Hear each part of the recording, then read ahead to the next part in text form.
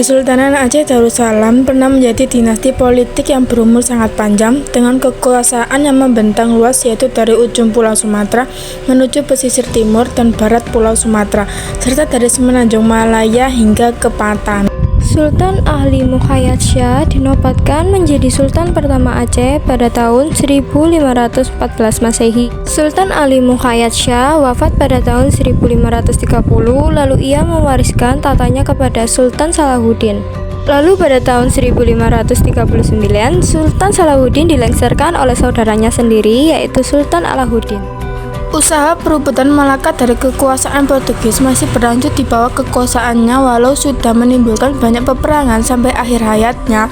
Pada tahun 1571, Sultan Alauddin Riayat Shah Al-Qoha tidak pernah mampu merebut Malaka dari Portugis. Sultan Iskandar Muda mulai menduduki tahta Kesultanan Aceh dengan kecakapannya dalam kepemimpinan dan kemiliteran. Ia berhasil meluaskan wilayah Aceh Darussalam hingga ke seberang lautan, menguasai Johor, Pahang, Kedah, Perak, di semenanjung Melayu dan Indragiri, Pulau Bintan, dan Nias di puncak kebesarannya. Kesultanan Aceh menjalin hubungan diplomatik dengan banyak kerajaan barat seperti Inggris, Prancis, Belanda, dan Turki.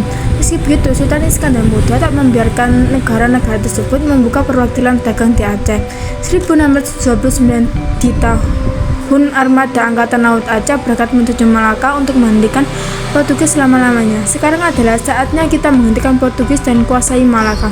Perang besar pun terjadi selama berhari-hari. Kapal-kapal terbakar dan tenggelam. Ribuan nyawa prajurit dari kedua belah pihak melayang. Di tengah kegentingan situasi perang, kesehatan Sultan Iskandar Muda mulai menurun. Dengan keadaan Sultan Iskandar Muda masih berusaha memimpin dan melaksanakan tugasnya. 1636, Sultan Iskandar Muda akhirnya wafat di usia yang ke-43 tahun. Sultan Iskandar Sani pun segera dilantik untuk mengisi kekosongan tahta Kesultanan Aceh. Di masa kepemimpinannya, kekuatan militer Kesultanan Aceh mengalami penurunan istana. Kesultanan mulai beralih menjadi pusat pengajaran ilmu pengetahuan setelah 5 tahun naik tahta. 1641, Sultan Iskandar Sani pun tutup usia, lalu digantikan oleh istrinya, Putri Sri Alam Timur.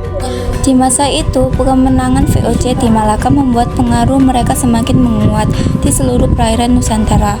Walau begitu, kekisruhan politik di dalam istana berhasil diredakan. 1675, setelah bertahta selama 34 tahun, Putri Sri Alam pun tutup usia sepeninggalannya. Tahta kesultanan masih diteruskan oleh para sultanah untuk beberapa puluhan tahun sesudahnya. Mereka ialah Naki al-Din 1675 sampai 1678, Zaki al-Din 1678 sampai 1688, Zainuddin Kamalat S 1688 sampai 1699. Tahta lalu dilanjutkan oleh Sultan Bajh al-Alam 1699. Memasuki abad ke-19, Inggris dan Belanda berhasil bercokol di Nusantara. 2 November 1871, Inggris dan Belanda mengadakan perjanjian kedua yang dikenal dengan nama Traktat Sumatera, berisikan Inggris yang mengizinkan Belanda memperluas kerajaan mereka ke seluruh Sumatera, termasuk Kesultanan Aceh. Pada akhirnya, Belanda berhasil menguasai Aceh pada tahun 1904.